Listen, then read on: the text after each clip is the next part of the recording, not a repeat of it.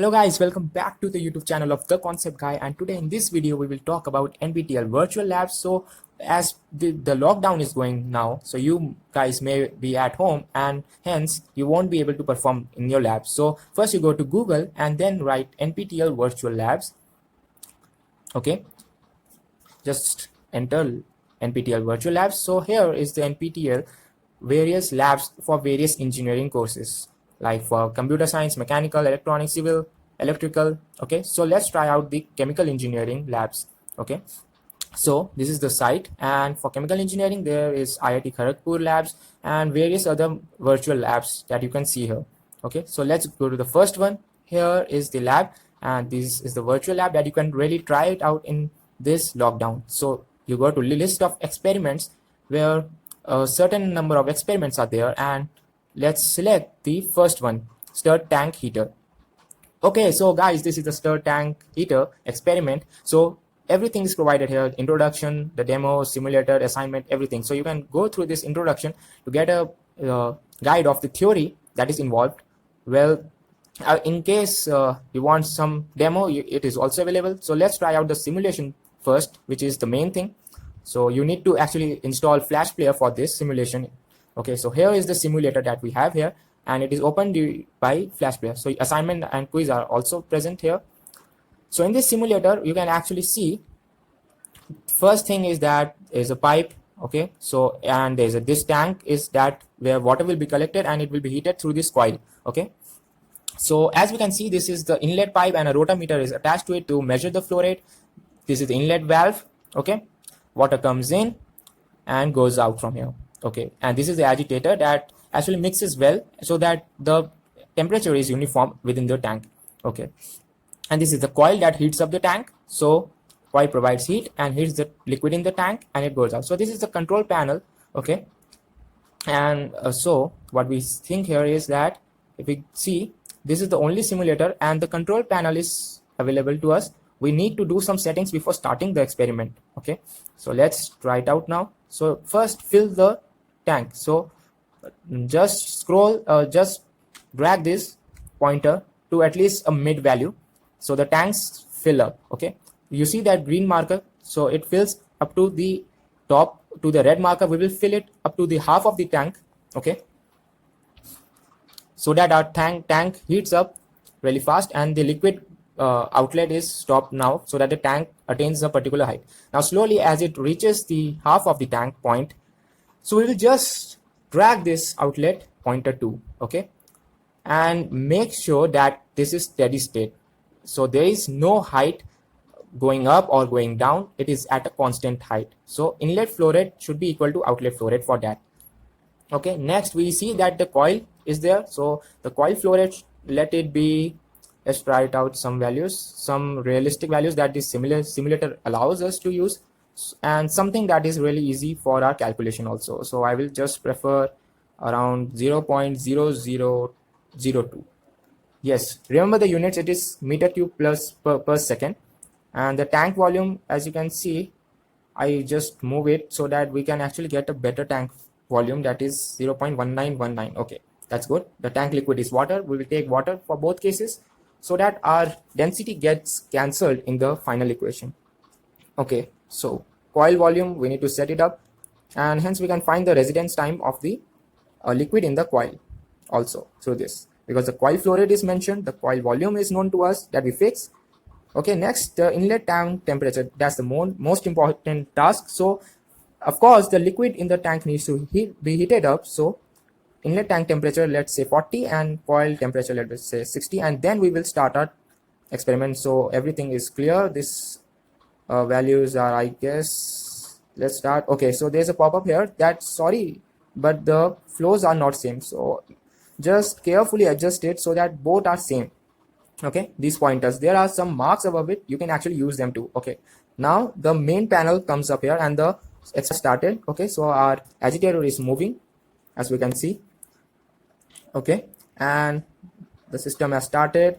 Time here is the main time, that is 0 minutes. So we have just started our experiment, and the coil temperature and tank temperature are mentioned as we have desired. Okay, okay, let's see the tank volume, coil volume, every data is given here.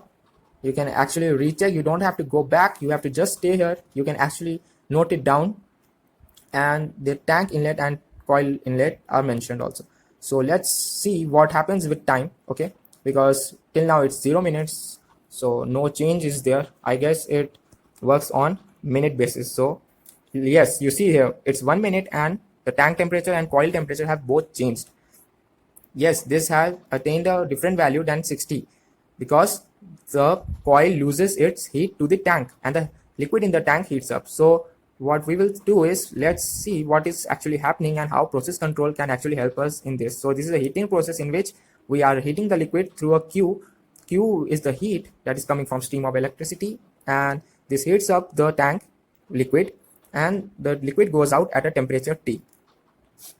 So the flow rate is W. So W here is, as you can see, it's mass flow rate. Okay, and you can actually write it as density into volumetric flow rate so that you get the mass flow rate. So as you can see, we have done here energy balance, and this is the input. So T reference is the temperature here, that is any reference value. We can actually take it 0, for example, our reference being 0 degrees Celsius, and you can actually take other values too. It would not affect much because in the ultimate equation it will get cancelled, and here we see that dt by dh is something that is important here. It gets 0 when in steady state.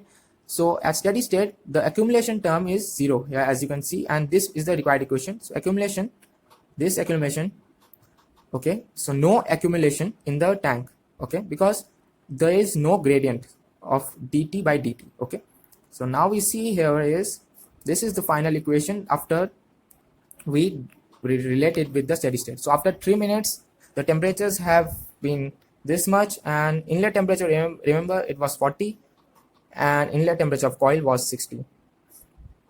Okay, so it's still changing. Then we will go up to a particular steady state values. Okay, so now we can see here the deviation variables are specified in the equation, T minus Ts. Okay, Ts, everything subscripted with S is as steady state. Okay, so well, this is the energy balance, this is the equation, and this is the final equation that we are concerned with. Okay, and here what we see, Q minus Qs. So we need this Ts and Qs values of every variable here. So we need our system to first attain steady state, only then we will input a change. Okay, so this will change when these are going to change. Okay, these values will change, but before that we will have to attain steady state. So our process is running. The panel actually gets green when the steady state appears. Okay, I will just skip to a moment that it attains almost steady state because it takes about a time of 9 minutes or something. So still now 6 minutes have been spent, and the temperature is still varying, but very less, very less. We will see that it sticks to a particular number. So the main task here is to actually first get Z values. So like these are changing still now. Okay, so when we get the steady state value, only then what are the disturbances that we can do. So we can disturb the inlet flow rate of the tank, the inlet temperature. Okay, so when we will disturb that inlet temperature, so here the 9 minutes have occurred and we have get steady state values. So I was saying that when we disturb the inlet temperature, the Q value needs to be manipulated.